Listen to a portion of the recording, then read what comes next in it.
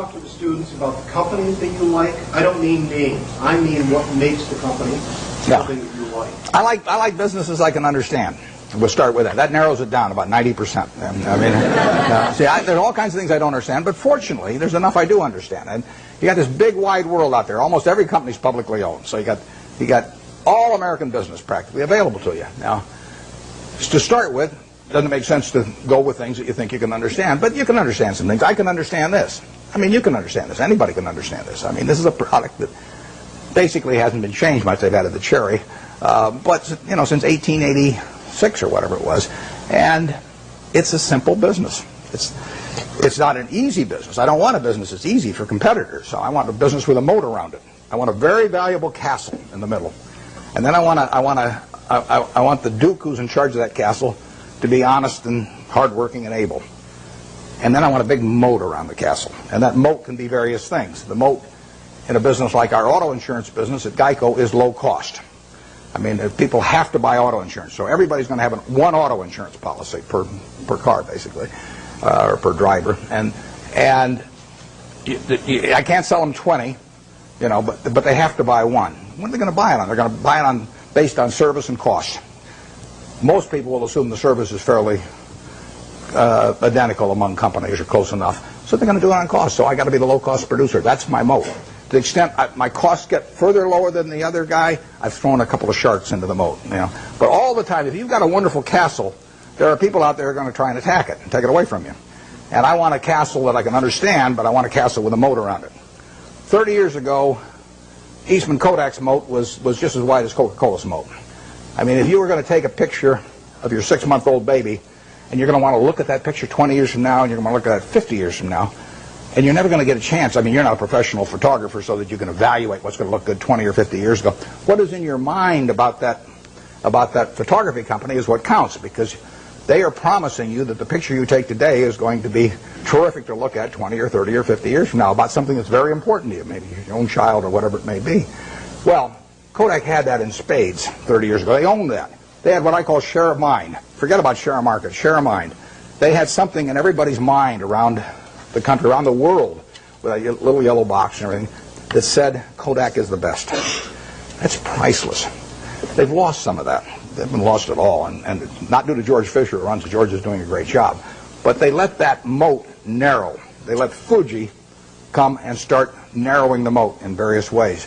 They let them get into the Olympics and take away that special aspect that only Kodak was fit to photograph the Olympics. So Fuji gets there, and immediately in people's minds, Fuji becomes more at a parity with Kodak. You haven't seen that with Coke. Coke's moat is wider now than it was 30 years ago. You can't see the moat day by day, but every time the infrastructure gets built in some country that isn't yet profitable for Coke but will be 20 years from now, the moat is widening a little bit. Things are all the time changing that moat in one direction or another. 10 years from now, you can see the difference. Our managers of the businesses we run, I've got one message to them, which is to widen the moat. And we want to throw crocodiles and sharks and everything else, gators, I guess, into the moat to keep away competitors. And that comes about through service. It comes about through quality of product. It comes about through cost. It comes about sometimes through patents. It comes about through... Warren, so you covered half of it, which is trying to understand a business and buying a business, but you also alluded to getting a return on the amount of capital you invest in the business as an investor, and that comes back to what are you paying for the business. How do you determine what do you think is a fair price to pay for the business? It's a tough thing to decide, but I don't want to buy into any business I'm not terribly sure of.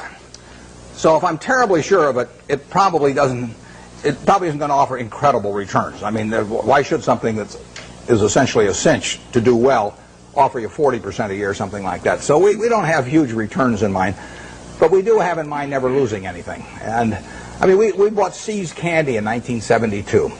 See's Candy was then selling 16 million pounds of candy at $1.95 a pound, and it was making 2 bits a pound or $4 million pre-tax. We paid $25 million for it. Took no capital to speak of. When we looked at that business, basically my partner Charlie and I really decided whether there was a little untapped pricing power there. In other words, whether that $1.95 box of candy could just as easily sell for $2 or $2.25. If it could sell for $2.25, another 30 cents a pound was $4.8 million on 16 million pounds. which on a $25 million purchase price was fine. We didn't do any, we've never hired a consultant in our lives. Our idea of consulting is go out and buy a box of candy, and eat it. But what we did know was that they had share of mind in California. I mean, there was something special. Every person in California had something in their mind about See's candy, and overwhelmingly was favorable. They had taken a box, Valentine's Day, and given it to some girl, and she kissed him.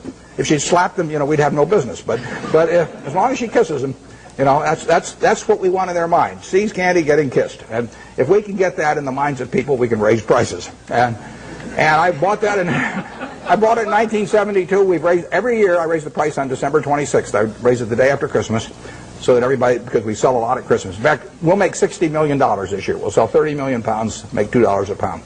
Same business, same formulas, same everything. $60 million still doesn't take any capital. And we'll make more money 10 years from now. But of that $60 million, we make about $55 million in the 3 weeks before Christmas. And our company song is "What a Friend We Have in Jesus." I mean, it is, it is a good business. But the important thing about that business is that, think about it a little. Most people don't buy boxed chocolates to consume themselves. They buy them as gifts. Somebody's birthday. More likely, it's a holiday. It's Valentine's Day, single biggest day of the year. Christmas is the biggest season by far. But women buy for Christmas, and they plan ahead and buy over a 2 or 3 week period. Men buy on Valentine's Day. They're driving home. We run ads on the radio, guilt. The guys are veering off the freeway right and left. And they won't dare go home without a box of candy when we get through with them on our radio ads. So that Valentine's Day is the biggest day. But can you imagine going home on Valentine's Day, and our See's candy is now $11 a pound, thanks to my brilliance. And and let's say there's candy available at $6 a pound. But do you really want to walk in on Valentine's Day and your wife's got all these favorable images of the See's candy over the years, and she sees you, and that's the way she thinks of you during the rest of the year when you really behave kind of badly. And you walk in and say, "Honey, this year I took the low bid," and then hand her a box of candy. I mean, it just isn't going to work. So, in a sense, there's untapped price. It's not price dependent, basically. Think of Disney. I mean, Disney is selling, we'll say, home videos for, I don't know what, $16.95, $18.95, or whatever. All over the world, people, and we'll say particularly mothers in this case, have something in their mind about Disney. I mean, every person in this room, when you say Disney, has something in their mind about it. If I say Universal Pictures, you don't have anything in your mind. If I say 20th Century Fox, you don't have anything special in your mind. If I say Disney, you've got something in your mind. And that's true around the world. Now picture yourself with a couple of young kids, who you want to put away for a couple hours every day and get a little peace of mind. And if you get them one video, they'll watch it 20 times. So you go to the video store or wherever you buy the video. Are you going to sit there and premiere, 10 different videos and watch them each for an hour and a half to decide which one your kid should watch? No. I mean, let's say there's one there for $16.95 and the Disney's there for $17.95. If you take the Disney video, you're going to be okay. So you buy it. And you don't have to make a quality decision on something that you don't want to spend the time to do. And so you can get a little bit more money if you're Disney, and you'll sell a lot more videos. Makes it a wonderful business. Makes it very tough for the other guy. How would you try to create a brand? DreamWorks is trying, but how would you try to create a brand that competes with Disney around the world and to replace the concept that people have in their minds about Disney with something that says Universal Pictures? So that the mother's going to walk in and pick out a Universal Pictures video in preference to a Disney. It's not going to happen. Coca-Cola is associated with people being happy around the world. We're every place they're happy. We're at Disney World or Disneyland, where the World Cup will be at the Olympics. We're every place where people are happy. Happiness and Coke go together. Now, you give me, I don't care how much money, and tell me that I'm going to do that with RC Cola around the world and have 5 billion people that have a favorable image in their mind about RC Cola. It can't get done. And you can fool around with you can do anything you want to do. You have price discounts on weekends and everything, but you're not going to touch it. And that's what you want to have in a business. That's the moat. And you want that moat to widen. And if you're See's Candy, you want to do everything in the world to make sure that the experience, basically, of giving that gift leads to a favorable reaction. That means what's in the box. It means the person that sells it to you, because all our business is done when we're terribly busy. I mean, people come in those weeks before Christmas or on Valentine's Day, and there are long lines. So at 5 o'clock in the afternoon, some woman is selling the last person the last box of candy, and that person's been waiting in line for maybe 20 or 30 customers. And if the salesperson smiles at that last customer, our moat is widened. And if she snarls at him, our moat is narrowed. We can't see it. It's going on every day. But that's the key to it. I mean, it's a total part of it. So there's a lot of things you can learn about a business. I've done that in the past on the businesses that I feel I could understand. So I don't have to do much of that anymore. It's a nice thing about investing is you don't have to learn anything very new. I mean, you can do it if you want to.